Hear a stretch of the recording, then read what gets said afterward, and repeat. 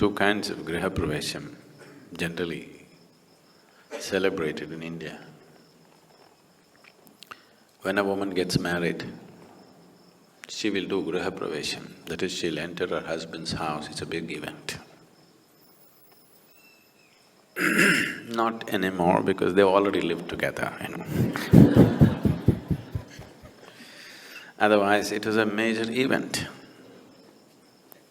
And they made this into a very sacred process because one thing is what kind of woman enters your house will determine the nature of your life and what kind of children you bear, your future, your progeny, how they live, everything is determined by what kind of woman enters. That's one thing. Another thing is how she enters also determines, whatever kind, how she enters is very important. So they wanted her to enter this house with utmost honor, with utmost auspiciousness, because it's very important that she enters this house with love. It's very important she enters this house wanting to give herself totally to whatever that is. If she enters with something else in her mind and in her heart, she can ruin that family in million different ways. She can bear the wrong kind of children. They're aware of all these things. That if she enters this house with a certain type of emotion, tomorrow when she conceives, she will draw the wrong kind of life and she will bear the wrong kind of children, which will make you suffer for the rest of your life. You know, if a child enters your house, he can freak the hell out of you, okay? No? You don't think so? So, how she enters is very important. So, there's a whole lot of ritual around this, how she enters the house. This is one Grihapravesham, it's an old house, but she's entering. So, a big ritual around this. The ritual got smaller and smaller and smaller, and now she enters the house before she's married, so it doesn't mean anything anymore, how she enters, because you need to understand this. Today, marriage means you thinking just of a little bit of romance between the two people. That's not how they looked at it. They looked at it as a partnership which is going to determine everything about them and their children, and how the future of this family happens depends on what kind of woman and how she enters this house. So they took elaborate care so that she enters the house properly. The other kind of Grihapravesham is you built a new house and your family wants to move in. So, you want the house to be in the right kind of condition for you to move in.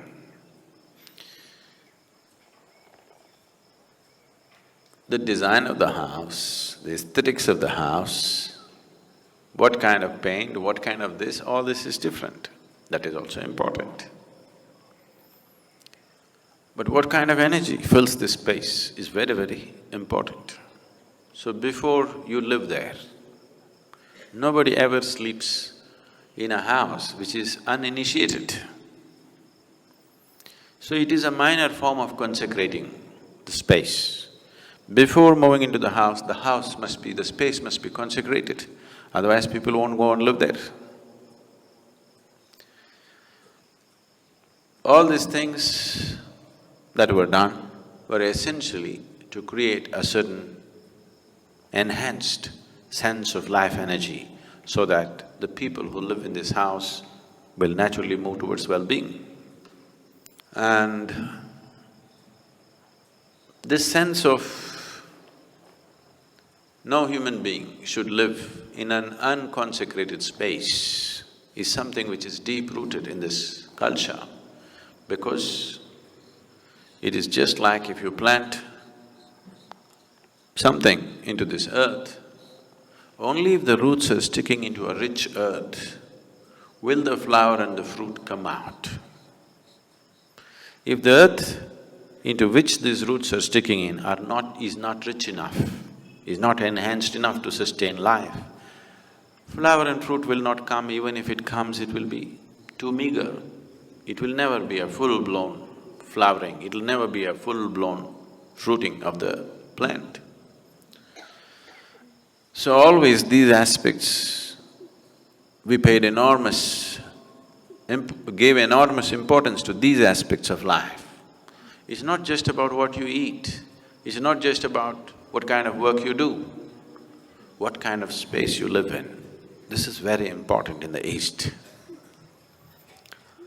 So, people always consecrated their homes in whichever way they know best, and only then moved in. If the kings were sensible and benevolent, they consecrated the whole town. They created any number of places in the town so that the whole town is consecrated. He wants everybody to live in consecrated spaces. If you walk on the street, if you do business, if you live in that town, everyone must constantly live in consecrated space, because if you want to produce generations of enhanced human beings, you need this kind of space. Otherwise, only by accident or by personal dint, somebody may become something. You won't produce a generation of beautiful people. This culture produced a galaxy of knowledge, a galaxy of enlightened beings. Every generation produced this simply because they took care of any number of aspects like this.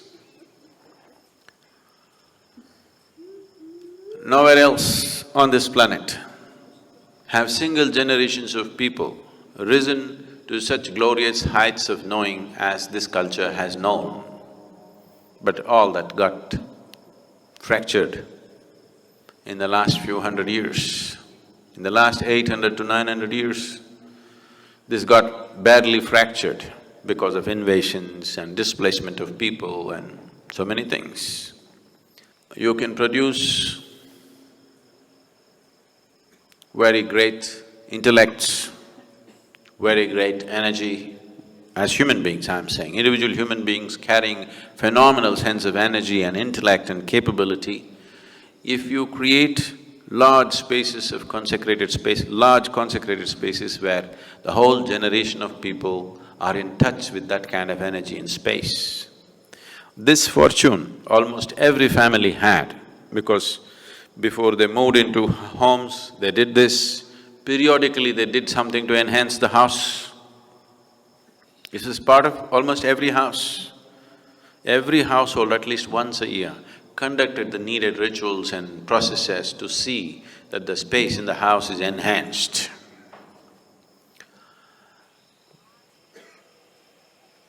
A basic understanding, or rather an essential understanding of how to generate a conducive atmosphere for a human being to grow to his full potential. When we say a full potential, today's world is thinking of full potential only as how much money can he make. Their idea of success has become so rudimentary. Modern idea of success is unfortunately extremely rudimentary and gross. How far can you climb in the social ladder? How much money have you made? This is all the idea of success. So, the idea of success was not like this, it was very broad-based and very profound.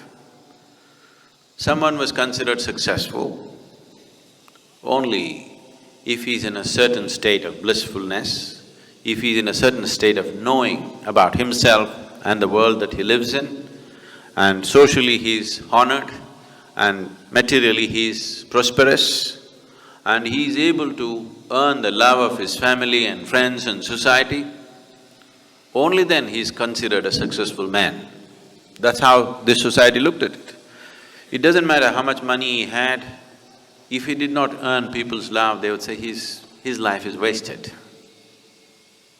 Even till last generation, this was almost in daily conversation. People would say, what does it matter how much money you have? Have you earned people's love? Does your family love you? Does who live around you love you? Are you honored by other people's love or not? This is the most important thing. It is not like a philosophy, it was a common thing in the world, in the society, which in a matter of 30 to 40 years, we have managed to uproot it quite substantially, you know. So Grihapravesham was just this, that you want to create the right kind of soil for this plant to grow and flower and fruit. If it's properly done,